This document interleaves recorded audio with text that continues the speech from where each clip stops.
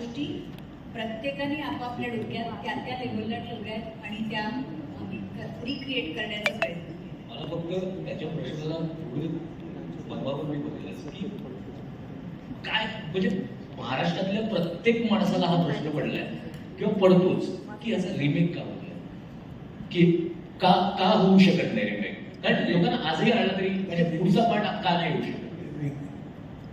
नाही, रिमेक नाही होऊ शकत अशातला काही भाग नाही आहे, पण तो आम्ही नाही करत. रिमेक कोणीतरी दुसरं कोणीतरी केलं तर गोष्ट वेगळी आहे. कदाचित तो वेगळा काहीतरी अँगल आम्ही एकदा ते केलेलं आहे आणि ते रसायन त्यावेळचं तेव्हाचं आमचं वय, तेव्हाचं ते सगळं वातावरण, अर्थात तो प्रश्न अजूनही तसाच आहे. जागा मिळवण्यासाठी स्ट्रगल करणं, धावपळ करणं, धडपड करणं, हा मुद्दा आजही तितकाच जिवंत आहे. म्हणून तो चित्रपट आजही तुम्हाला ताजाच वाटतो. पण तेव्हा आम्ही ते करून ठेवलेलं आहे. दुसरी गोष्ट म्हणजे लक्षात नाही आहे आता त्याबद्दलचं, त्या पिक्चरबद्दलला म्हणजे त्या पिक्चरला आम्ही हात लावू नये. जर कोणाला लावायचं असेल त्यांनी लावावा, चित्रपट बनवावा आणि मग आय डोंट नो काय त्या पिक्चरचं कसं कदाचित ऑडियन्स डोक्यावर सुद्धा घेतील, ते नेव्हर नो. बट आम्ही तरी त्याला हात नाही लावणार. आम्ही जे केलेलं आहे ते करून आम्ही इथे बसलेलो आहोत आणि आम्ही परमेश्वराचे आणि प्रेक्षकांचे दोघांचे आभार मानले. आणि मुळात काय रिमेक करायचं म्हटलं तर काय तर लेखकाची गरज आहे. अशोक, रिमेक म्हणजे ती स्क्रिप्ट परत बनवायची असं म्हणतात. पण किंवा तुम्हाला पुढचा रिमेक इज डिफरंट. रिमेक नाही, सिक्वल म्हणत नाहीये, रिमेक म्हणतात. दोन्ही करतात, रिमेक पण असेल एक काहीतरी बोलायचं. माझ्या इच्छा वाढत जाते. मी यायला माने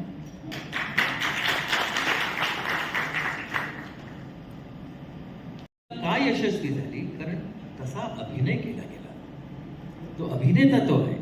तर मग मी तुम्हाला असं सजेस्ट करेन की याच अभिनेत्याचं वेगवेगळं रूप पाहत राहा ना. फक्त तेच का, तो बाकीच्या रूपात सुद्धा तितकाच मातब्बर आहे आणि नेहमीच राहणार आहे. आणि जर तुम्ही याच्यावर जर लिहून आणत असाल तर मी करायला तयार आहे.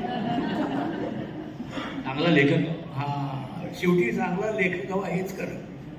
पण तुम्हाला जर तेवढं कॉन्फिडन्स असेल तुम्ही शिकले, आपण बघू पुढे काय करायचं. पण ह्याच्याच याच नोटवर तुम्ही माझा नवसाचा हे आहे तर ती मुलीची कथा म्हणून नाही, तर ही भक्ती आणि बॅकीच्या आयुष्यात पुढे काय घडतं, तिच्या आयुष्यात नवरा यावा म्हणून भक्तीचे प्रयत्न, ते प्रयत्न बाप म्हणून त्याला ऍक्सेप्टेड नाही आहेत कारण त्या मुलीचं लग्न तो करू इच्छित नाही आहे कारण ती जाईल निघून. तर हा सगळा जो भाग आहे तो त्या नवरीचा आहे, बायकोचा आहे, स्वतःच्या नवऱ्याला खुश करण्याकरता. आणि त्याच्यामध्ये तिला मिळालेला नवरा, त्याच्यात हे सगळं खूप ती आईला, मला कन्फ्युजन करायचं, तर ती आईला पाहत आईच्याकडनं सगळं शिकलेलं आहे. शेवटी ती आईचीच मुलगी म्हणून ती स्वतःच्या होणाऱ्या नवऱ्याकरता काय नवस करते, कसा करते.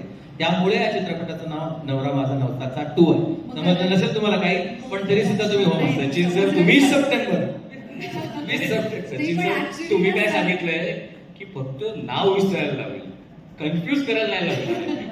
सर, पण ऍक्च्युली ह्याच नोटवरती मला तुम्हाला असं विचारायचं आहे की ठीक आहे, मॅमना प्रश्न विचारायचा आहे की तुमची मुलगी तुमच्याकडनं हे सगळं शिकली आहे आणि तिने तुम्हाला कन्व्हिन्स केलंय की बाबा हा चांगला मुलगा आहे तर माझं लग्नाची लावून द्या तुम्ही. पण ऍक्च्युली ह्याच चित्रपटाचा एका वेगळ्या अँगलने जर तुम्ही बघितलं की तो बिचारा होणारा जावई पण सासू सासऱ्यांना कन्व्हिन्स करण्यासाठी काहीतरी करतच असेल ना, तर मग त्याच्या पॉइंट ऑफ व्ह्यूने हा चित्रपट आणखीन एक होऊ शकतो. त्याचा पॉइंट ऑफ व्ह्यू पण आहे. आय थिंक स्टोरी बाबत ह्याच्यावरती काही चर्चा बोलू नाही शकणार. मला असं वाटतं की तुम्हाला या सगळ्या प्रश्नांची उत्तरं 20 सप्टेंबरला नक्की मिळतील.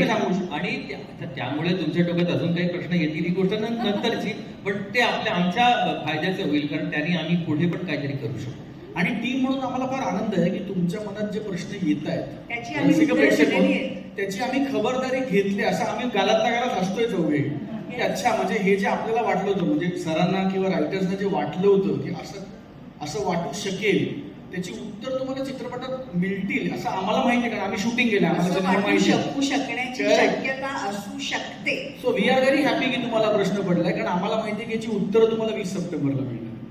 पण परत आणूया नाव विसरायचं कन्फ्युज नाही माझा प्रश्न